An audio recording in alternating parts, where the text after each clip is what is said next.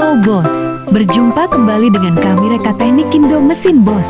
Kali ini adalah mesin pengolah sampah plastik bos, khususnya kantong atau tas kresek. Kantong atau kresek dicuci terlebih dahulu sampai bersih, kemudian dijemur sampai benar-benar kering.